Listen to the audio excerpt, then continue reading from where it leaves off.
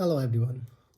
So today we'll be talking about the drugs as well as the hormones that have the androgenic actions or that modify the androgen functions. So inside the androgens and the related drugs will have the four broad classification of the drugs as well as the hormones, right? And the first one is androgens, and the second one is anabolic steroids, whereas third one is anti-androgen, whereas fourth one is 5 alpha reductase inhibitors, right? So inside the androgens will have natural as well as synthetic.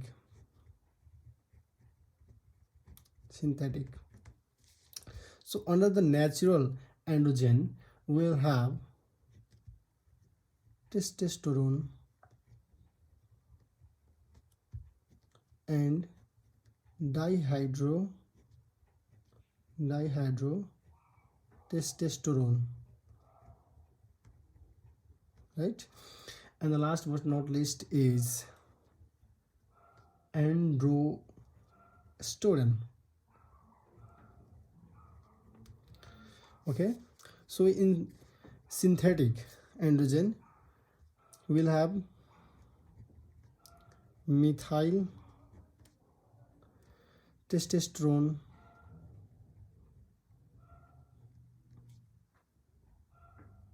testosterone,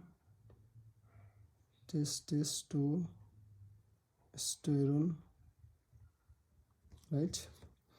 And another one is floxymesterone, and the third one is misterolone. Okay, now let's talk about the anabolic steroid. Basically the anabolic steroids are the synthetic androgens with the greater amount of anabolic activities, or we can have greater characteristic of anabolic activities, whereas lower androgenic activities as compared to the synthetic androgen. Here in the synthetic androgens we will find the androgenic activity will be more or predominate the anabolic activities, whereas in anabolic steroid will have less or the lesser or the lower androgenic activity as compared to the anabolic activity, right? So we may be wondered that even the anabolic steroid is also a synthetic androgen. Then why don't we put this very anabolic steroid inside the synthetic of the androgens? The reason is in anabolic steroids, basically the anabolic properties is more predominant than that of the androgenic activities, but in case of the synthetic androgens we'll find the androgenic activity will be more predominant over the anabolic activities. That's why but somewhere we can also classify this anabolic steroid inside the steroid, but with the greater on the basis of the either the more potency for the androgenic or the anabolic activities, right? So in the anabolic steroid we'll be talking about the four different drugs. The first one is the methandinone, right? Methandinone,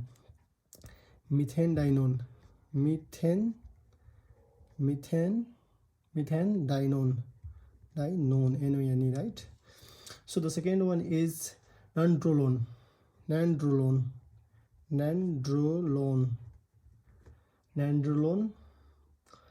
the third one is oxymetholone.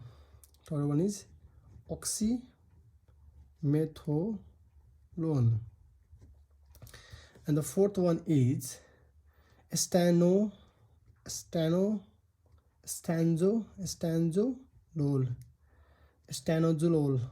right? Stanozolol.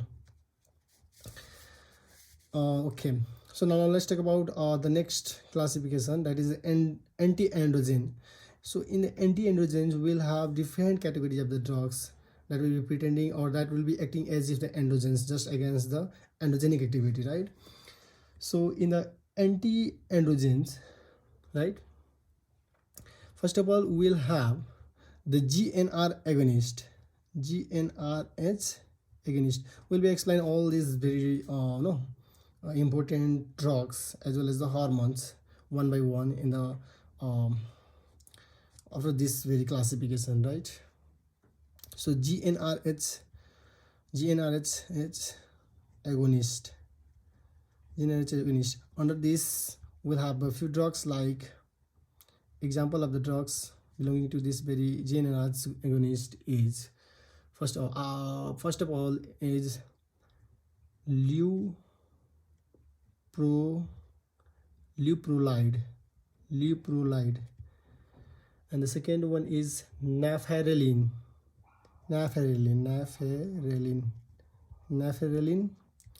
Another one is doceriline,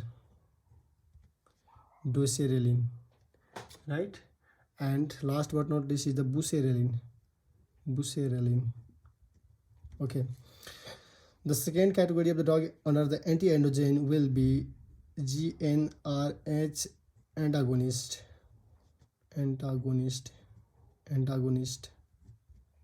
GnRH antagonist.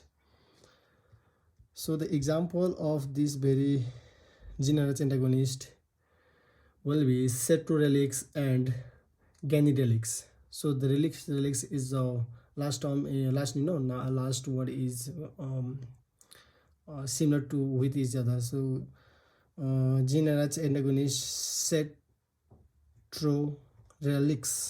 cetrorelix, another one is ganirelix, GANIRELIX. Okay, so the third category of the drug under the anti-androgen will be androgen synthesis inhibitors, right? Androgen synthesis, SYN. I'm just representing SYN as a synthesis, right? Synthesis inhibitor, INH, right? Okay, because we don't have the enough space to write the drugs, that's why I'm writing in a short form. Androgen synthesis inhibitor, the example will be ketoconazole,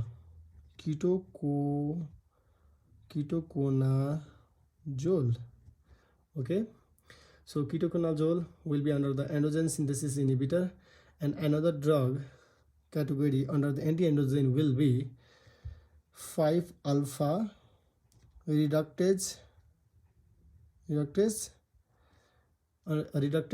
inhibitor, INH, right?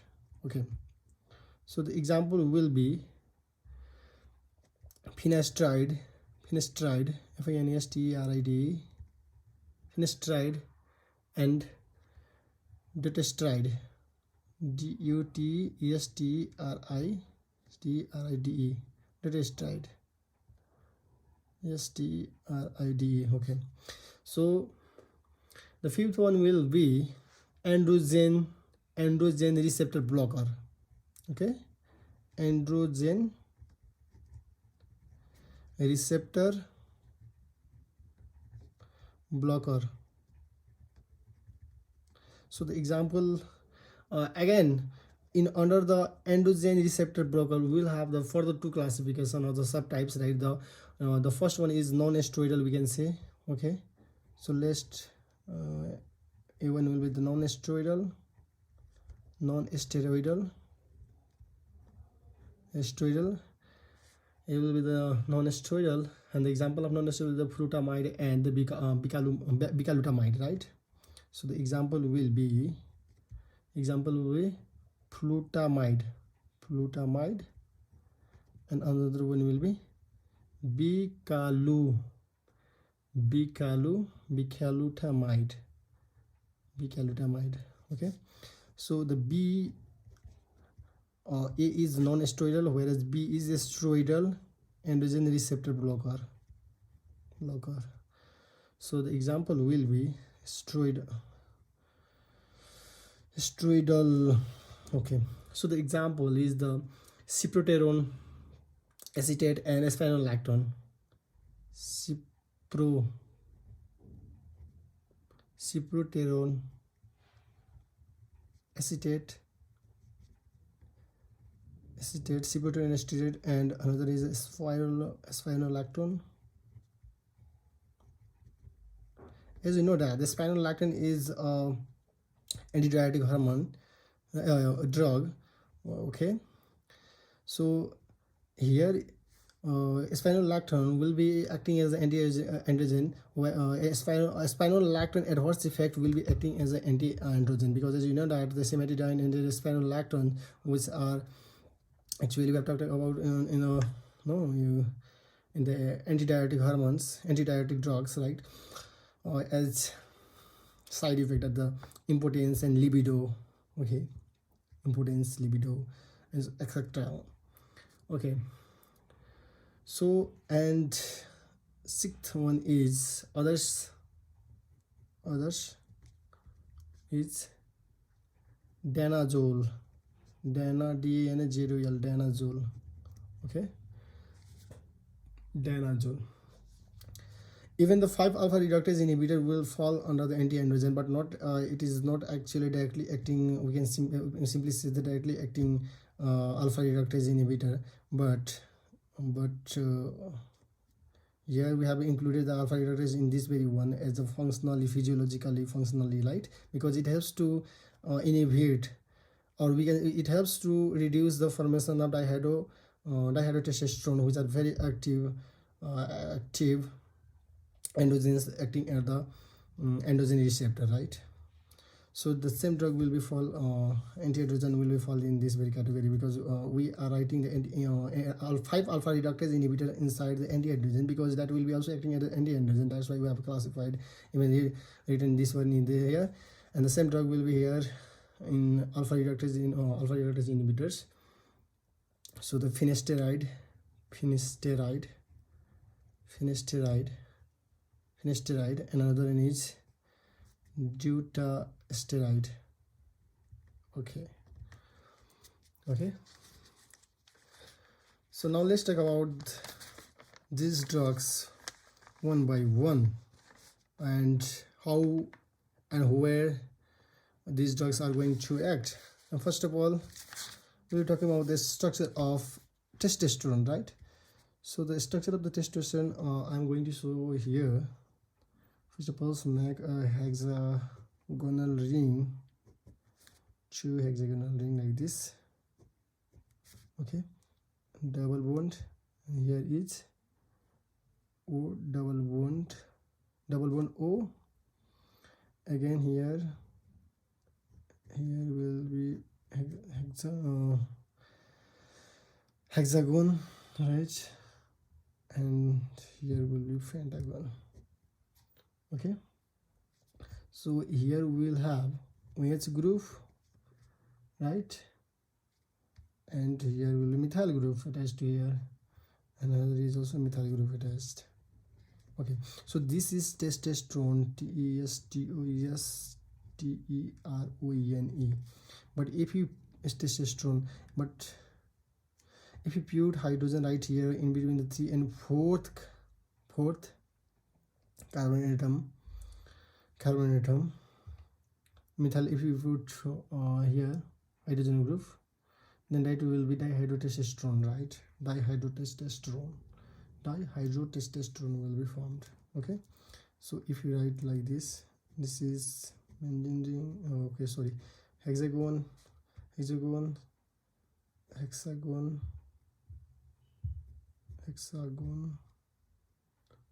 okay, so this is how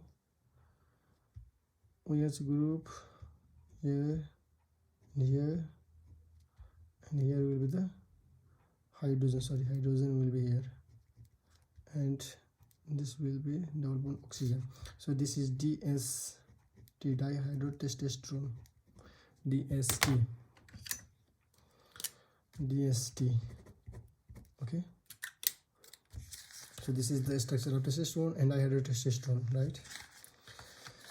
Okay, so now let's talk about the production of a steroid, sex steroid, right, and their regulation along with the anti-androgens drugs, how these drugs and where these drugs are acting, right.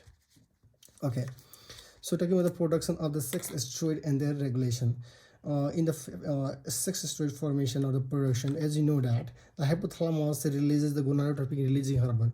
Hypothalamus releases the GnRH, that is the gonadotropin releasing hormone. Okay, so that gonadotropin releasing hormone will stimulate the cells and anterior pituitary glands, right, tissues, cells in the pituitary gland to secrete the tropin, gonadotropin hormones like follicular stimulating hormone FSH, two hormones, right? FSH, and another one will be the LS, that is the luteinizing hormone. So the two hormones from the anterior pituitary gland will be secreted in response to the GnRH, pulsatile GnRH released from the hypothalamus. Okay, so the luteinizing hormone will act on the testes Leydig cells, right? In the Leydig cells to stimulate the Leydig cells in order to secrete the testosterone hormone, right? Testosterone hormone will be secreted in response to the LH hormone coming from the anterior pituitary gland inside the testes. So the testosterone, okay, so we are not right now we're talking about the luteinizing hormone actions, and then we'll be talking about the FSS right somewhere. Okay, so the testosterone, so this very testosterone will circulate in a blood, right? Will circulate in a blood first. Okay, so the testosterone will circulate in a blood by binding to the androgen receptor. Okay, androgen hormone binding protein, right? About 98% or 90 to 98% of the testosterone will be in a bound form along with the globulin, also bound with the globulin, right? Albumin, albumin. Okay, so the testosterone either will bind with the sex steroid hormone binding protein or the albumin. So the testosterone finally will go to the target cells, right? So the inside the target cells will have the 5-alpha reductase enzyme, which are responsible for the conversion of the non-active testosterone, because the testosterones are not active in a peripheral, or we can say that the target cells, right? In the target cells, so that should be converted into some active component, right? So that it can act easily on the cytoplasmic androgen receptors, right? So in the target cells, the testosterone will be converted into DST, that is dihydrotestosterone, reduced into the dihydrotestosterone by 5-alpha reductase enzyme in the target cells, right? And that way DST will act on the cytoplasmic androgen receptor, cytoplasmic androgen receptors, right? Okay, and testosterone hormone will also be converted into DST in the liver, right? In the liver. So basically the 5-alpha reductase are present in the target cells as well as in the liver, which are going to convert the testosterone into the DST, that is dihydrotestosterone. So the dihydrotestosterone in case of the target cells is now going to react in the cytoplasmic ER stands for the androgen receptor, whereas in the liver, which has been converted into the dihydrotestosterone, that dihydrotestosterone will also come to target or attack or act on the cytoplasmic androgen receptors in the target cells. Okay, you can see here this has been shown like this. Okay, inside the testes, what happens? The testosterone is going to act directly, right? It is going to act directly because it is not in a testis, it is not no, it is not going to be converted in the 5-alpha reductor. It is not going to convert a DST in order to act on the testes, but that testosterone will also act as an active component inside the testes and will be responsible for the spermatogenesis. Okay, so the testosterone inside the testes will be converted into estradiol, as you know that in the presence of the enzyme, that is the aromatase enzyme, right? In the testes we have the aromatase enzyme which will convert the testosterone into the estradiol. So these aromatase enzymes will be found in the some cells like liver, okay, adipose tissues, fat cells, right, and in the testes. That's why the testosterone is going to convert into estradiol in the testes, in the liver, in the fat cells, right? So this aromatase will be found in the following structures or the organs: liver, fat cells or adipose cells, tissues, and testes. So the testosterone is converted into estradiol in the presence of the enzyme aromatase, and that estradiol will act in the target cell by binding or by acting on the estrogen, and ER stands for the estrogen receptor, cytoplasmic estrogen receptor, right? So this is how we came to no produce the hormone testosterone and its action in the and its action in this very flow chart, right? And now let's talk about the regulation, how it is going to, how these hormones are going to regulate the synthesis productions, right? Okay, as you can see here, the GnRHs acting on the anterior pituitary gland will release the FSS and luteinizing hormone, right? So that FSS and LS hormone, that is causing the secretion or the production of the testosterone in the testes, that testosterone will act back by negative feedback mechanism in the hypothalamus and the pituitary gland, right? It inhibits the hypothalamus for the further secretion of the GnRH, that is gonadotropin releasing hormone. And okay, and again the testosterone are more affinity to inhibit the action or the formation of the LS hormone as compared to the FSS, but the testosterone is going to negatively feed back pituitary gland to inhibit its secretions of FSS and LS, but more prominent promptly to the LH hormone, right? Whereas the estradiol will also act on the anterior pituitary gland to inhibit the further secretion of the LS hormones and FSS hormones together with the inhibiting the hypothalamus with the negative feedback mechanism. And as you know that also, that is the testis has also the Sertoli cells, nourishing cells, or the sustentacular cells, which are nourishing the developing spermatozoas, right? So the Sertoli cells will secrete right, produce inhibin, which inhibin has more affinity for the inhibition of the FSS. The inhibin will act on the anterior pituitary gland to inhibit the further secretion of FSS.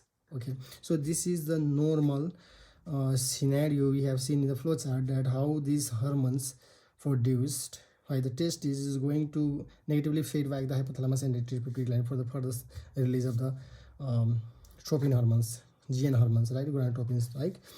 So now let's talk about some drugs, whatever which we have already discussed right here. That is the antiandrogens drugs we'll be talking here, right? So GnRH. So we are talking in the antiandrogen, that is the GnRH agonist. First one is the GnRH agonist. Another one is a GnRH antagonist. So we are right now, we might be feeling that how both agonists and antagonists are going to inhibit these very actions, right? Okay, so the GnRH agonist, we have already talked the examples right here. There's a leucoprolide and the naphthalein and the doceriline and buserelin. These drugs, what happens, these are agonists. That's why this causes the extreme release of the GnRH hormone.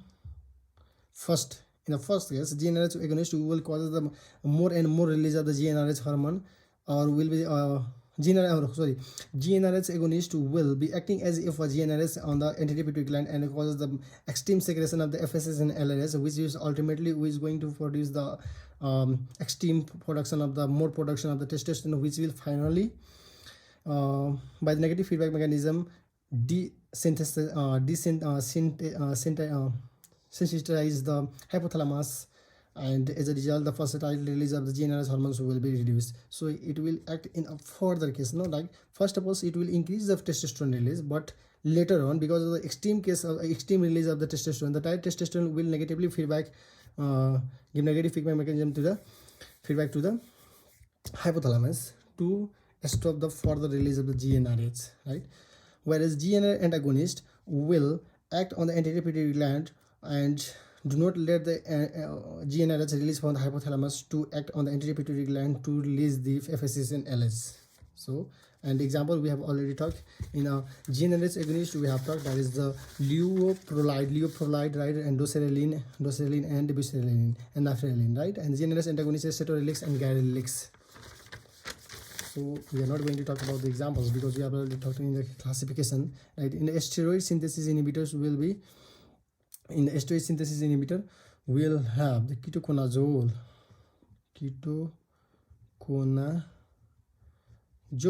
So the ketoconazole, how these drugs are going to inhibit actually, right? How these drugs are actually going to inhibit the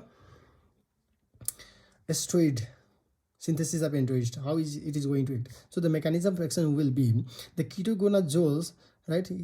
First of all, inhibit act by inhibiting the steroidogenic means steroid forming activities. That ketoconazole is going to inhibit the steroidogenic.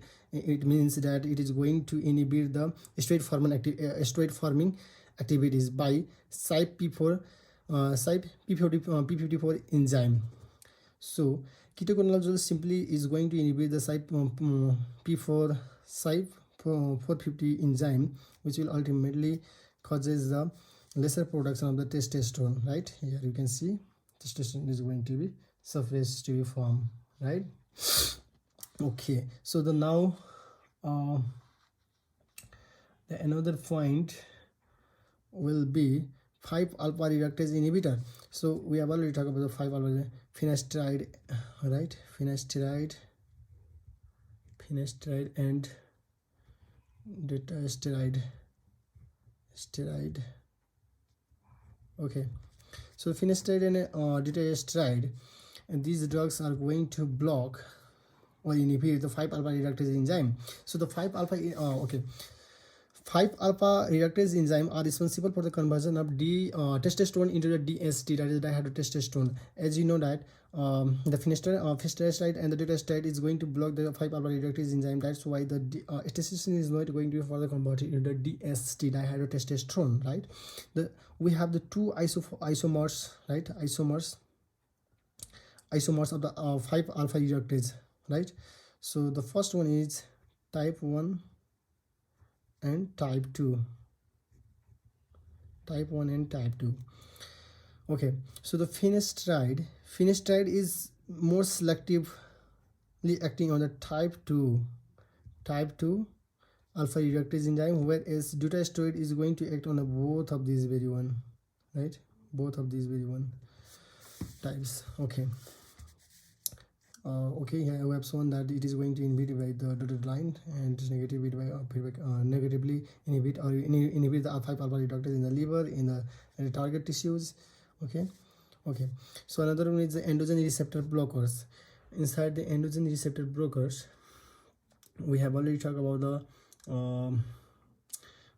steroidal and non-steroidal. So the example was flutamide, okay, and bicalutamide, flutamide and bicalutamide, and another is a cyproterone acetate. So these two are the non-steroidal, whereas cyproterone acetate is the steroidal, and these drugs are going to act on the AR, that is the AR receptor, that is the androgen receptors. They are going to act on the androgen receptors. Okay, as a result, they inhibit the androgen receptors, and that's why the DST is not going to act on the androgen receptor. So in this way, this is going to act. Okay, so now let's talk about the actions of the androgens. So first of all, they're talking about the action of the testosterone.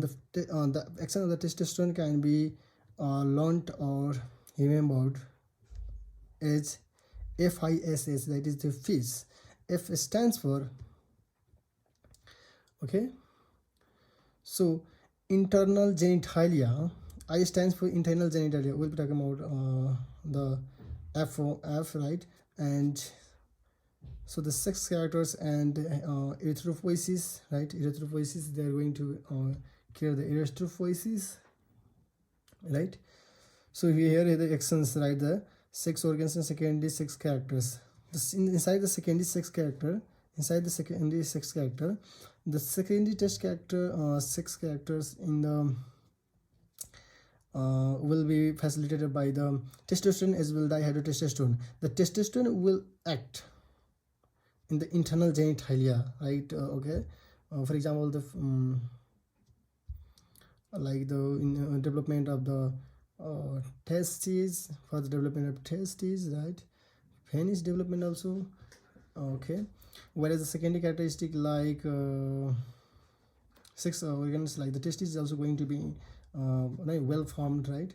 sex organs like the penis is also going to be developed, right? And the secondary sex characters like the body hair, pubic hair development, right?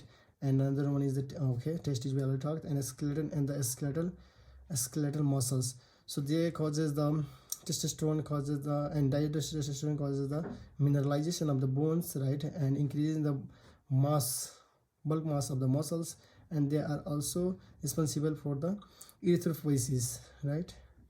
So the hematocrit in male hematocrit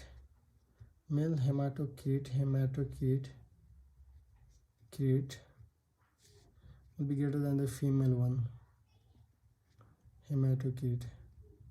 The reason is testosterone is going to stimulate the erythropoiesis more and more as compared to the female. As you know that the testosterone is very less in a female, that's why the male character will be predominantly by the testosterone in the male hematocrit will be more by the erythropoiesis undertaken by the testosterone. Okay. So the adverse effect will be testicular atrophy, that is with the moderate dose, right? With the moderate dose, and if we extremely increase the dose of the testosterone, then the testicular atrophy will be less marked, right? And the acne.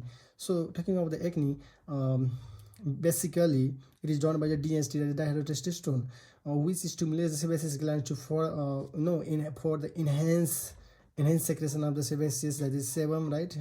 The activities of the sebaceous glands, as a result of which with the some infections that causes the blockage of the sebaceous gland pore. As a result, there will be the development of the acne. The precocious puberty, adverse effect will be precocious puberty.